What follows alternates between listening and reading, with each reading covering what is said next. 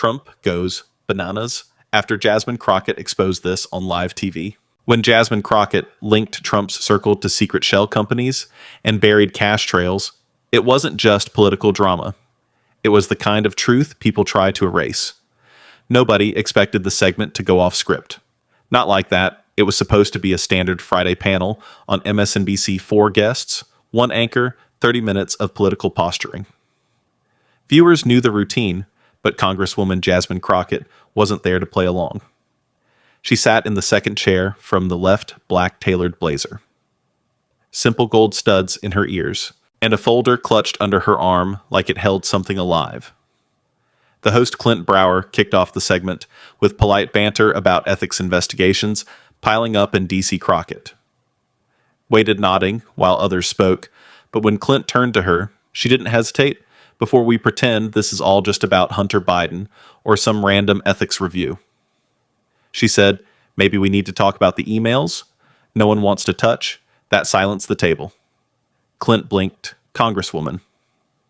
What emails are you referring to? She placed the folder on the table, opened it, and slid out a printed document. 3 pages double-spaced highlighter markings all over these from an anonymous source, internal communications, between a Trump associate and a finance firm based out of Mesa, Arizona. They mention routing legal funds through a shell company to cover campaign-related costs. One panelist coughed awkwardly.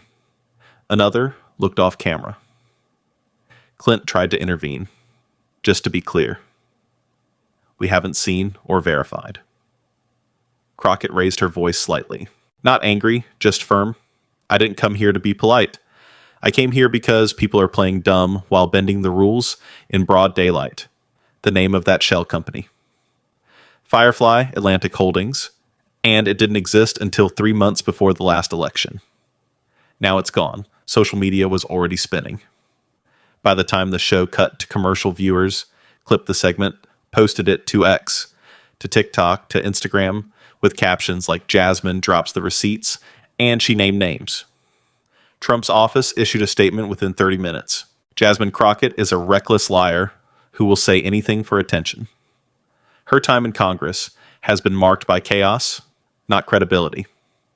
These so-called emails are fabricated trash. She should apologize immediately. But Crockett wasn't apologizing.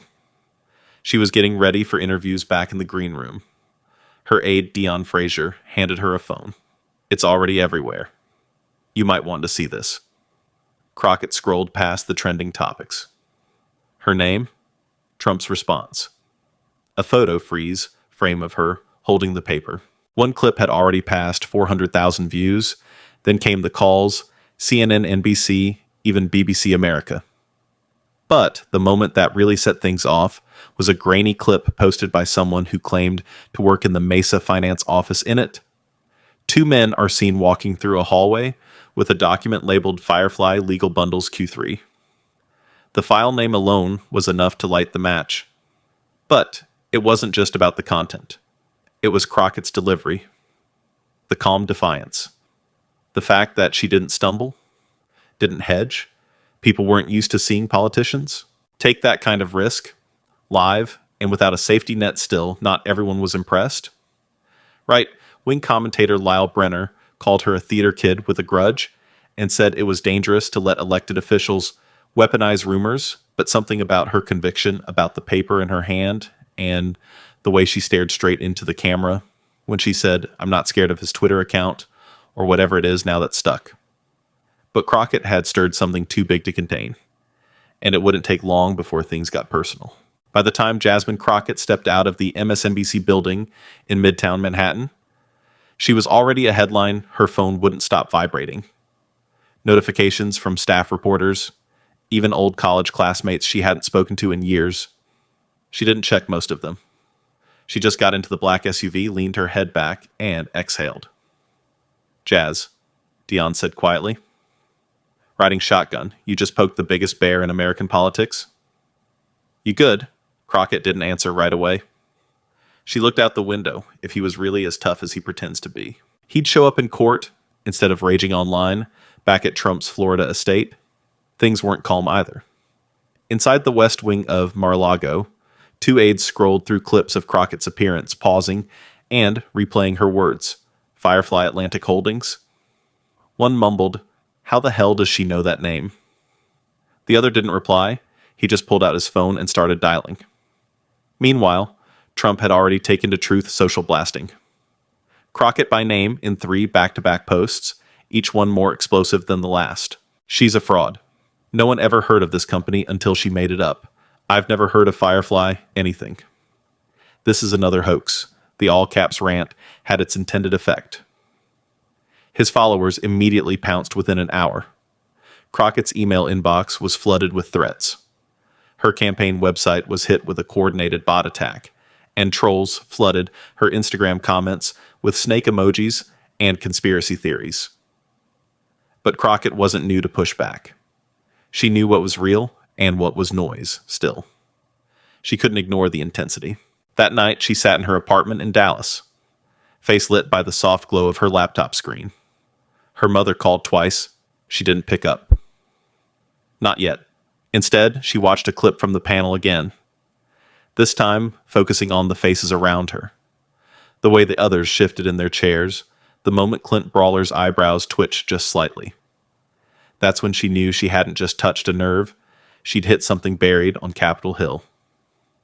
Democrats scrambled, a few quietly praised her boldness in text threads, while others worried she'd gone too far too fast. One longtime senator from Oregon called her staff directly. "She needs to walk it back a little." He said, "There's no political cover if this thing turns out to be fluff." But Crockett didn't walk anything back the next morning. She went on CNN's State of the Union and doubled down. "If you don't want the truth on live TV," she told host Kristen Delar, "don't invite me. I'm not here for sound bites.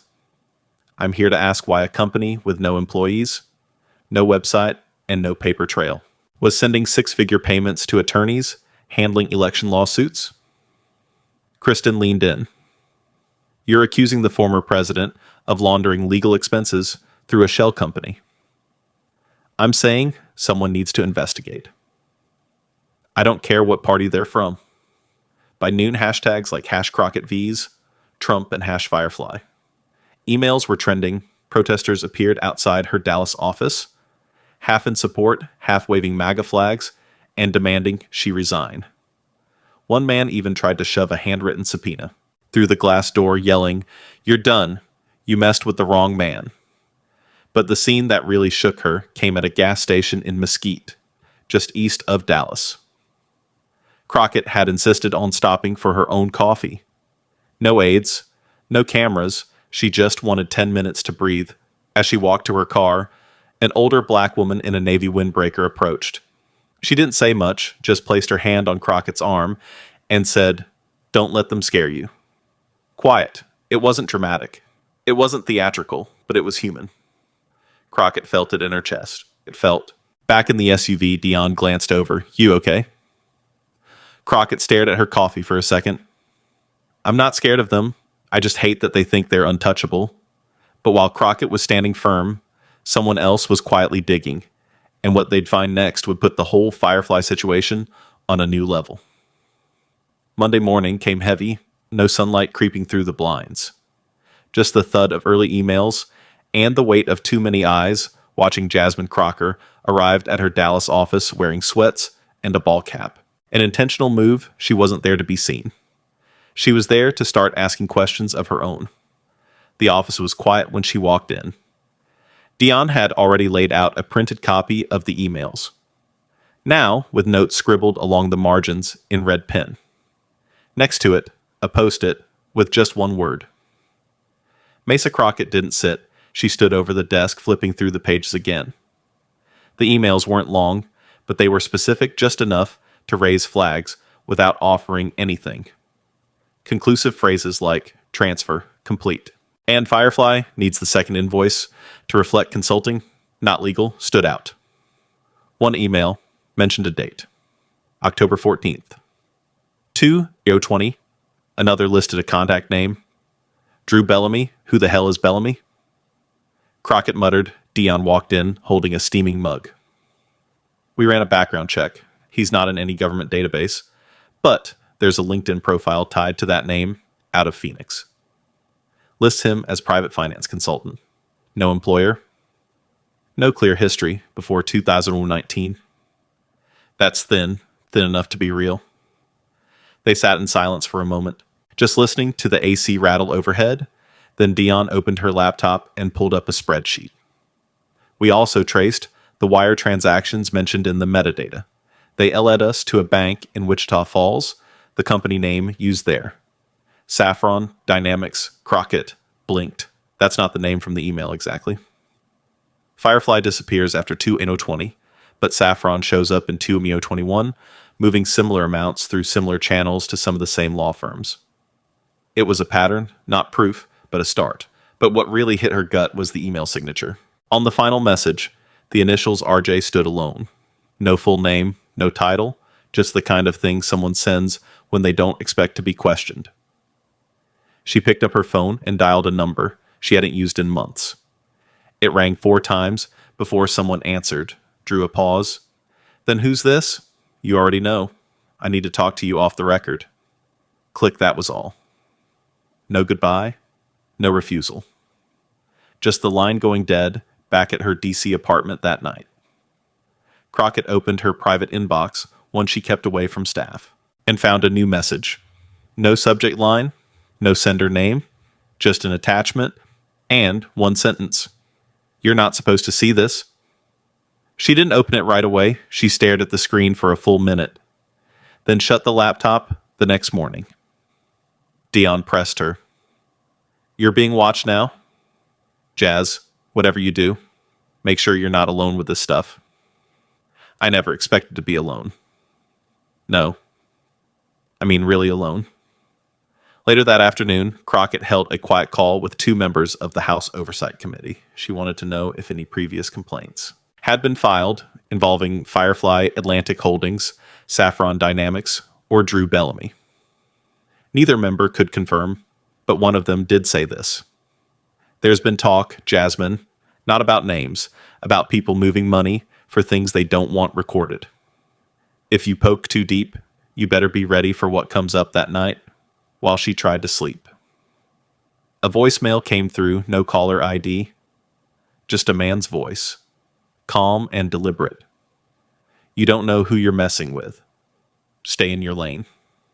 She played it twice. Let it sit in the silence of the room. But staying in her lane had never been her strength, and someone had just made it personal. The parking lot behind the old train museum in Arlington was half empty, its cracked pavement lined with fading yellow stripes, and a few windblown leaves. It was just after 6 in the evening. The sun hung low behind a bank of clouds, the air heavy with late spring humidity.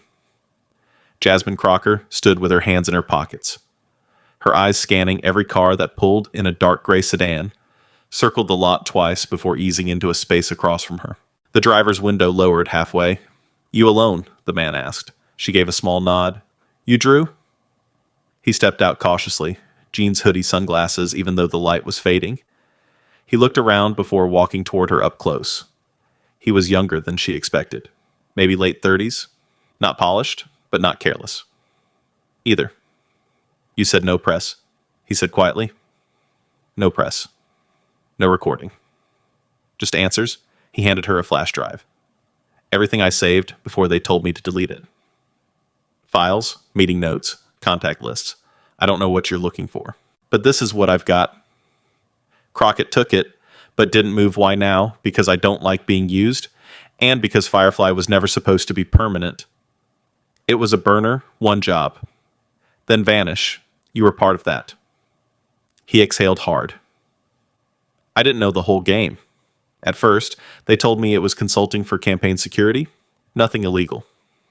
But once I saw the names on the invoices attorneys who weren't even licensed in Texas payments, labeled as equipment rentals for locations that don't exist.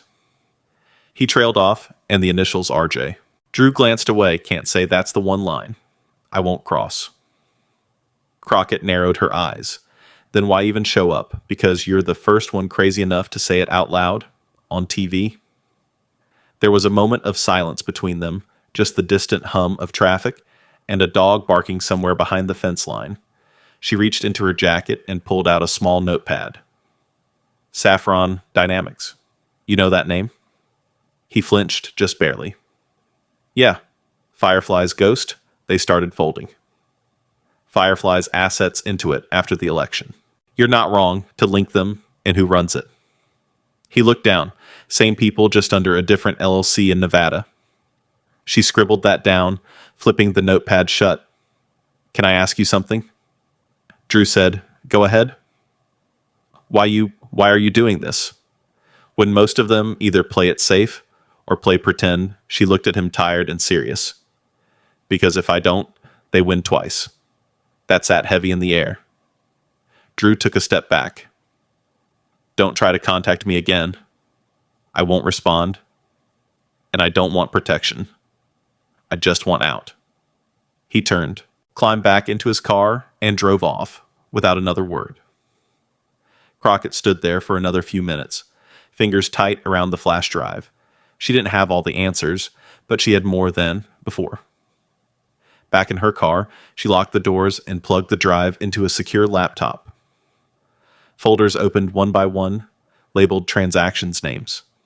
She recognized some in law, some in real estate, a few in campaign finance.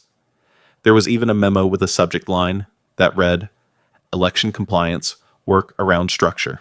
Do not distribute. It wasn't hard proof, but it was smoke enough to lead to fire.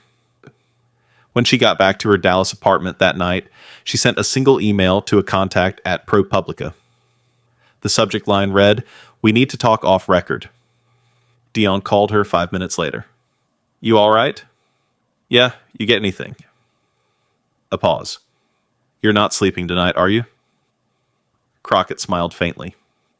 Didn't plan on it, but while she was connecting the dots, others were working just as fast to make sure those dots never became a picture. By Wednesday, the noise had turned into a storm.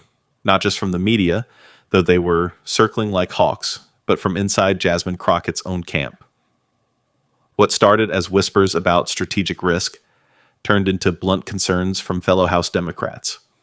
One congressman from Pennsylvania had the nerve to say it outright on a group call. You're not a prosecutor. Jasmine, we already have committees for this? She didn't flinch. And what have those committees done? Exactly hold hearings. No one watches and let people skate. The line went silent. But outside her circle, people were very much watching. The MSNBC clip had now crossed 3 million views. Every political podcast worth its salt had dedicated an emergency episode to the Firefly Files. And now, the questions weren't just coming from voters. They were coming from federal journalists, watchdog groups, and anonymous Reddit users who were digging deep into LLC registries and campaign filings. Still, the pressure wasn't just public. It was emotional. Inside her district office in Dallas. Crockett sat across from Dion. With the flash drive plugged into her laptop, this isn't just money moving around, Dion said, tapping her fingers nervously. Some of these names, they're connected to real contracts. That one there. Gerald Clint, he got a no-bid state contract for election technology 2 months after a payment from Saffron. Is he on the donor list twice? Once under his name, once under a pact tied to a small charter school in Lubbock. Jasmine stared at the screen. Her jaw locked, so they're hiding donations under school funding. Now looks that way. Outside, the faint sound of protest chants filtered in through the windows. It had become a daily occurrence. Supporters holding signs with their face on them stood side by side with Trump loyalists, waving flags and yelling about fake news. The police were bored with it, already standing around, just waiting for a reason to step in. The phone on her desk buzzed. She answered, expecting another news request. Instead, it was a voice she recognized from Capitol Hill. Senator Lauren Banner, one of the more careful, calculated Democrats in the Senate. I'm not calling to scold you, she began. I just need to know, is it real? Crockett paused. Yeah, it's real, just not all of it yet. Banner's voice dropped. Then be smart. You don't have to drop the hammer all at once. Build it, back it up. Don't give them an inch to discredit you. That was the thing Crocker wasn't trying to destroy. Trump with a single move. she wanted transparency. Not theater, but people were already choosing sides in the press, on the floor of the House, even in her own office, one of her junior aides. Kira spoke up late that night when only 3 of them were still working. "I'm just going to say it," Kira said. "What happens if this takes you down instead? They'll call it political sabotage. You know that, right?" Jasmine looked up from her screen. "Yeah." And Kira hesitated. "Just be sure you're ready for what happens when they don't come for you." With words anymore, there was no fear in her face. Just honesty, the kind of concern that comes from respect. Not doubt, that night Crockett slept for 3 hours. Woke up at 4:15 a.m. and stared at her ceiling until the sun came through the blinds. By morning, the New York Times ran a piece titled "Crockett's Claims Gain Traction is the Firefly Trail." Real in it, they referenced the ProPublica request and quoted an unnamed source close to an active federal campaign finance inquiry. No denials, just quiet movement. Then came the email. It wasn't from Drew. It wasn't even signed, but it had one attachment. An invoice labeled litigation transport package. Palm Beach, dated October 19th, 2020. The vendor, Saffron Dynamics. Amount $97,200. Crockett called Dion in from the hallway. "This isn't over," she said. Dion shook her head. "No, it's starting." But while Crockett prepared for the next step, forces were already gathering to discredit everything. She touched the hallway outside the Oversight Committee chamber in D.C., smelled faintly of stale coffee and tension. That morning, Jasmine Crockett walked in early. Folder tucked beneath her arm heels, echoing with sharp intent. Every reporter in the corridor turned as she passed. Half of them held out microphones. The other half just stared. She didn't stop inside the chamber. Some of her colleagues barely met her eyes. Others gave small nods, tight-lipped, careful, the kind of silent acknowledgement that meant, "We see you, but we're not getting dragged into this." The session wasn't about Firefly. Not officially, but the shift in tone was undeniable. When Representative Coleman Greer, a longtime Trump ally from Oklahoma, finally spoke up, he didn't bother with niceties. "Before we move on," Greer said with a theatrical sigh, "I'd like to request an ethics review into the conduct of Congresswoman Crockett. Specifically, her use of unverified materials to level accusations against the former president and current federal figures. It's reckless, politically motivated, and damages the integrity of this institution." Crockett didn't flinch. She raised her mic. "Mr. Greer, would you care to disclose how many contributions your campaign received from the same firms tied to Saffron Dynamics?"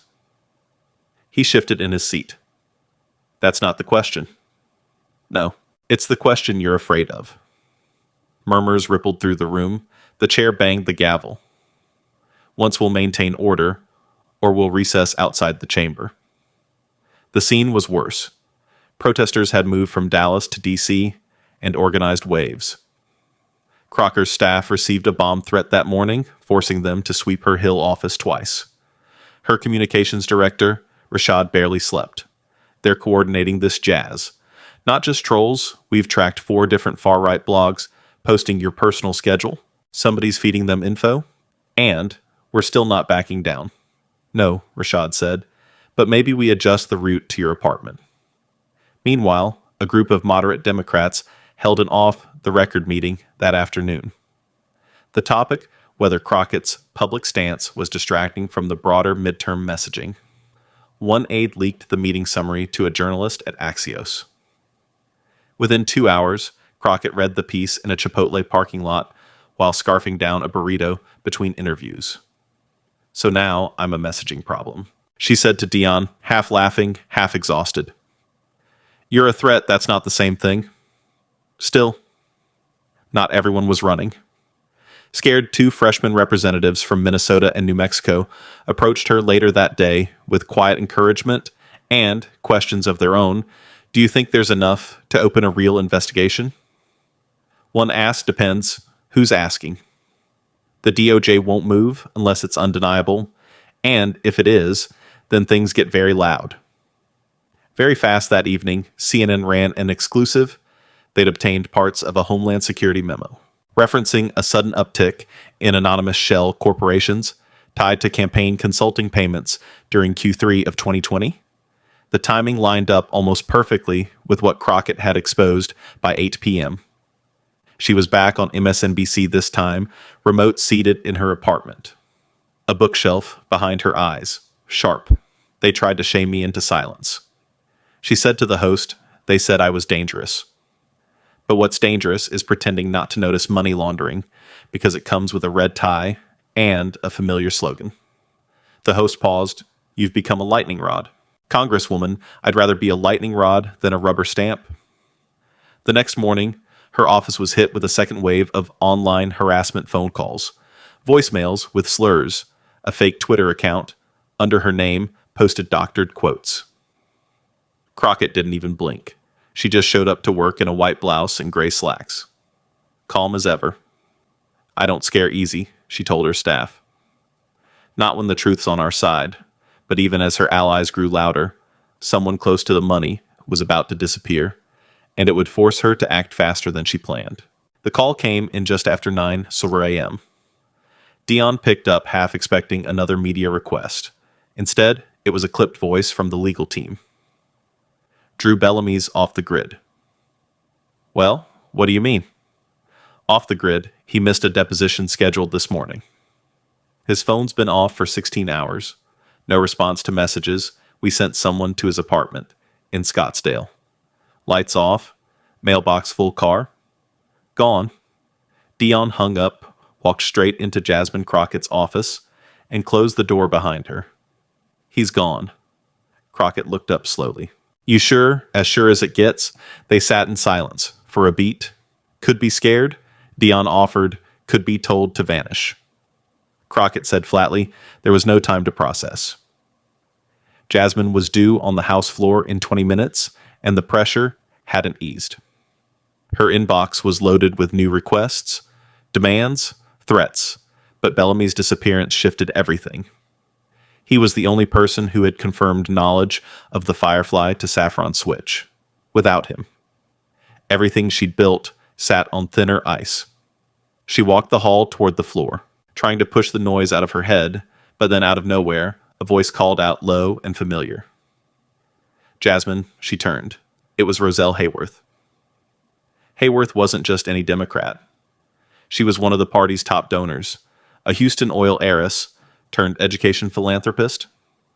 More importantly, she'd served as a financial advisor to a previous presidential campaign and had deep ties to PACs on both sides of the aisle. "What are you doing here?" Crockett asked, wanted to talk, but not here. Jasmine hesitated, then nodded. They ducked into a side hallway, away from reporters. Hayworth didn't bother with small talk. "You're walking a thin wire." "I know." Hayworth looked at her. Serious. "No. I don't think you do that invoice from Palm Beach. You found that wasn't a one-off. It was a test run for scaling. They were experimenting with how much legal cash they could push through outside counsel without triggering FEC scrutiny. If you have more, like that." "I do." Hayworth took a breath. "Then you're holding something bigger than a story." Crockett's pulse quickened. "You knew about this. I heard whispers people I fundraised with suddenly cutting deals with firms I've never seen on a ballot. It didn't feel right, and you didn't say anything. I wasn't sure until you went public now. It's out. But you have to be careful, Jasmine. These aren't just political operatives. Some of these people have money tied up in defense. Contracts, real power." Jasmine squared her shoulders. "If you're trying to scare me, you're wasting time." Hayworth half smiled. "I'm not here to scare you. I'm here to offer options. Quiet options. You let this go. Walk it back. Just a little. Doors stay open for you. Leadership tracks. Endorsements. Money." Crockett stared at her. "And if I don't, then I hope you're comfortable walking alone." A long pause. Then Crockett said quietly, "I'd rather walk alone with my spine straight than crowded in with cowards." Hayworth looked at her for a long moment, then walked away without another word.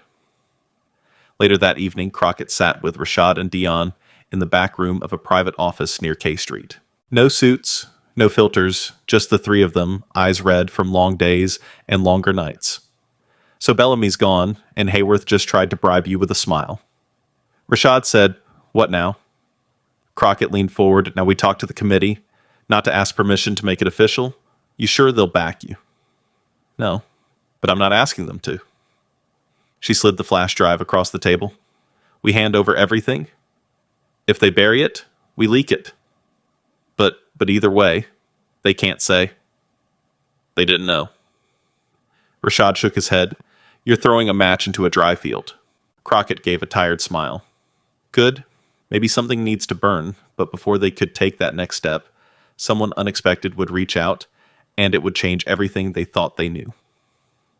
3 days after Drew Bellamy vanished, Jasmine Crockett received a letter, not an email, not a DM, a physical letter, hand-delivered to her DC office in a plain white envelope with no return address. Inside was a single page typed unsigned. It read, "I was in the room."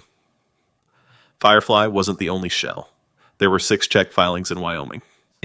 Under the name East Point Collective, they rerouted donations through that and sent the clean cash back through media. Buys, you've only scratched the surface. Be careful. There was no signature. No way to confirm its source.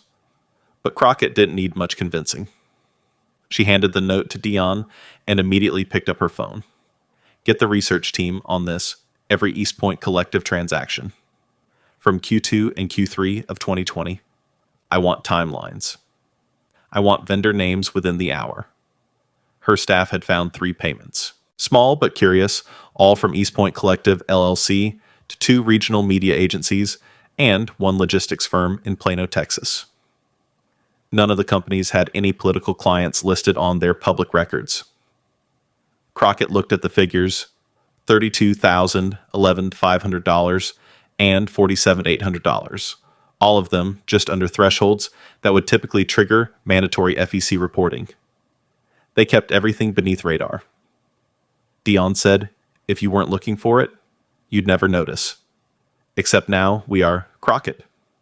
Said the next day, she called. A quiet meeting with Representative Kelly Gerardo, a soft-spoken ethics wonk from Oregon who had once clerked for a campaign finance investigation. Gerardo listened carefully as Crockett laid out what she had. She didn't exaggerate, didn't overreach. She showed her the raw data, the timelines, the matching gaps, and filings. When Crockett finished, Gerardo sat back in her chair and asked one question. "You ready for this to go all the way?" Crockett didn't blink. "I didn't come here to manage chaos. I came here to expose it by week's end." Gerardo had brought in a small circle of House members willing to quietly review the evidence. Among them was Emmett De La Rosa from San Diego, a former prosecutor who'd taken on white-collar crime. Before politics, he didn't say much, but when he finished flipping through the folders, he nodded once and said, "This is how they did it." The committee staffers requested digital copies of the drive. Crockett's legal team advised caution. "They're not your allies." Her lead attorney warned their temporary passengers. "Keep a copy. Keep the originals off-site that night." Crockett flew back to Dallas. She didn't alert the press.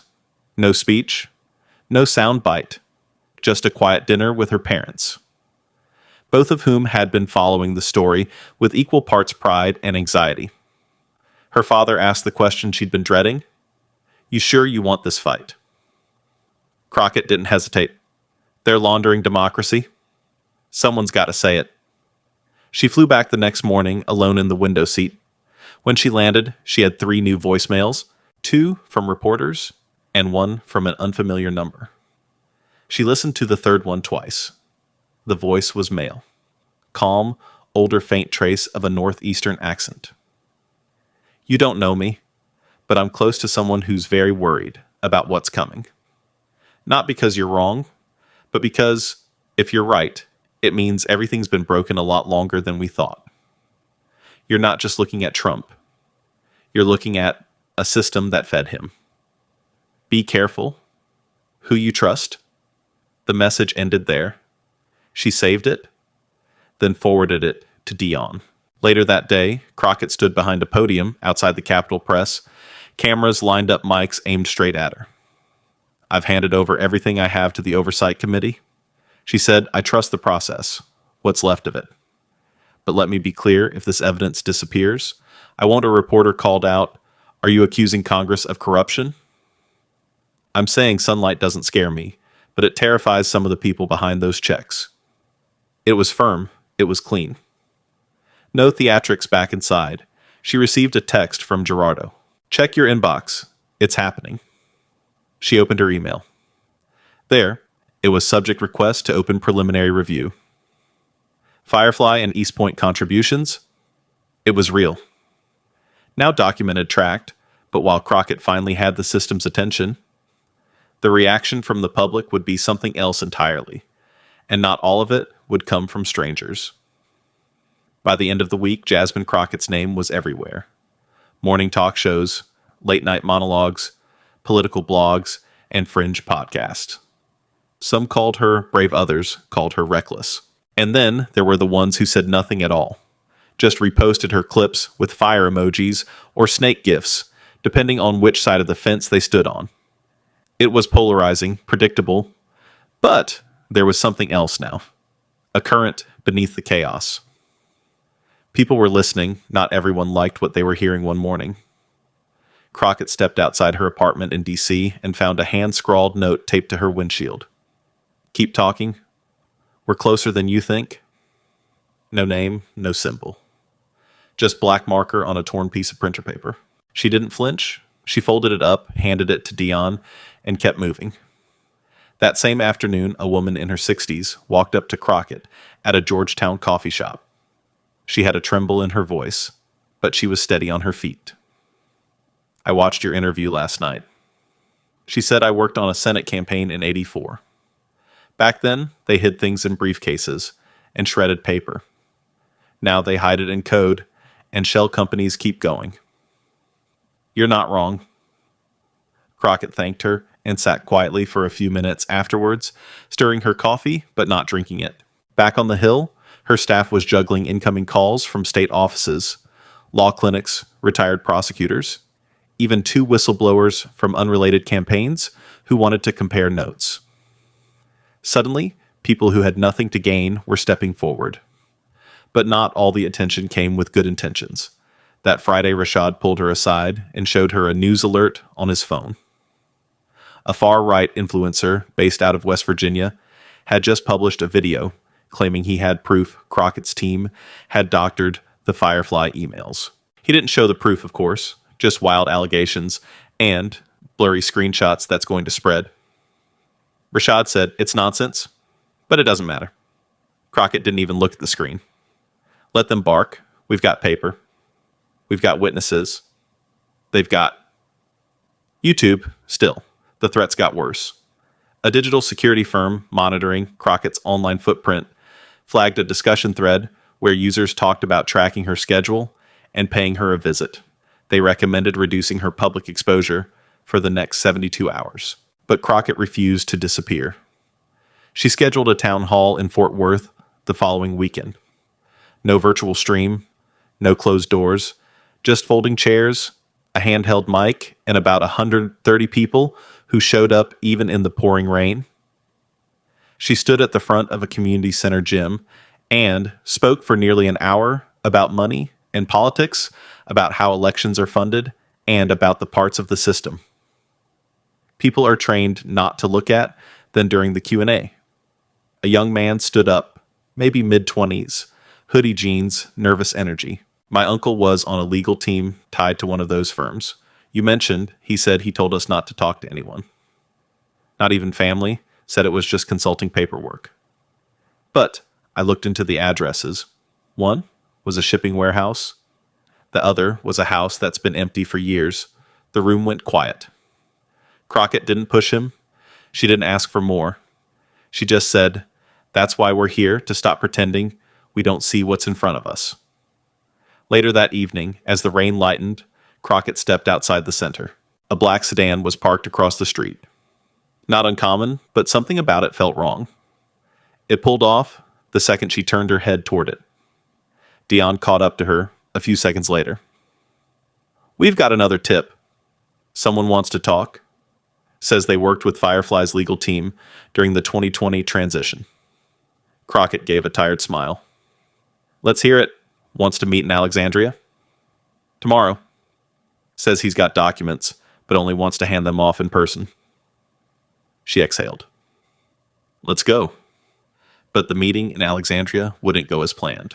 And what Crockett would learn next wasn't just about Trump, it was about the system that let him happen. They met in a quiet alley behind a bookstore in Alexandria, Virginia. Just before sunset, Crockett wore a black coat and kept her hair pulled back. Dion waited nearby, leaning against a rental car with one hand tucked into her jacket pocket. The man appeared exactly at 6:07. PM early 40s, plain clothes, wire-rimmed glasses, he walked fast, kept his head down, and carried a manila envelope tight against his chest, like it could disappear if he let go. "Miss Crockett," he said, glancing over his shoulder. "You have 5 minutes." She didn't waste time. "What are you bringing me? Internal memos? Legal strategies?" "Notes from conference calls. Most of them aren't about Trump directly, but they show the machinery packs working in coordination with consultants that don't actually consult. They run money in a circle. The names on the checks change, but the hands behind them stay the same." She looked through the envelope. Handwritten notes, digital printouts with metadata. One particularly bold section read, "Legal defense funds must maintain at least 2 degrees of separation from campaign operations." A footnote, added use, "trusted firm intermediaries." These were shared with Firefly. He nodded, and Saffron and East Point. They're all chapters in the same book, and the authors, he gave a small sad smile. Mostly lawyers who found the right loopholes. 1 or 2 lobbyists. The rest, they just looked the other way. Crockett paused. "Why now?" "Because someone finally said it out loud. He turned to leave you ever testify." She called after him. "Never wanted to. Still don't." Then he disappeared around the corner. That night, Crockett sat alone in her apartment. The paper spread across the table. She didn't touch her phone. She didn't talk to the press for a full hour. She just read, highlighted, wrote notes in the margins. Her pen never stopped moving. The story had started with Trump, the name everyone already knew. The chaos people had grown numb to. But now she saw the full scale. This wasn't just about one man. It was about all the people who helped make the noise feel normal. She thought about that young man at the town hall, about the woman in the coffee shop, the note on her windshield, and for the first time in weeks, she felt something settle deep in her chest. Not peace exactly, but clarity. The next morning, she held a press conference. No podium this time, no flag backdrop, just her standing in front of a group of reporters under the gray sky. "I came to Congress to legislate. But lately, I've spent more time exposing than voting, and I've realized something. The systems we trust to keep power in check are too polite to confront it. They'll study it, file it, analyze it, but rarely act on it. Well, I'm not built for polite silence. What I've found isn't just about one candidate or one company. It's about how easy it's become to manipulate money and influence without consequence. And the worst part, we trained ourselves to look away." "I won't be part of that one," reporter called out. "Are you planning to push for formal hearings?" Crockett nodded. Yes and not, behind closed doors. The coverage came quickly. National outlets, independent media, foreign news agencies. Some called it a political gamble. Others called it a moral stand. But the most unexpected call came that night from someone connected to the Trump orbit. Not a loyalist, not a talking head, someone whose name had appeared briefly in one of the memos from the man in Alexandria. She answered on the third ring. "I saw the conference." The voice said, "If you want to know who tied Firefly and East Point together, look at the 2019 GOP retreat in San Diego. There's a photo. One man is in both circles. He ties it all together." Name a pause. You'll know when you see it click. That night, Crockett looked up photos from the retreat, scrolled through until she found it a group shot of donors and strategists at a golf course. And there he was, smiling in the background, sunglasses in hand. She'd seen his name before, never connected him to anything major. Just a quiet donor, until now. She circled his face, scribbled his name on a notepad. Then she leaned back in her chair, looked at the ceiling, and whispered to herself, "No more silence. Sometimes speaking up doesn't fix the system, but it exposes who's been comfortable in the dark." That's where real change starts. Not in the spotlight, but in what you force people to see, if you believe truth should still matter. Subscribe, because we're not finished.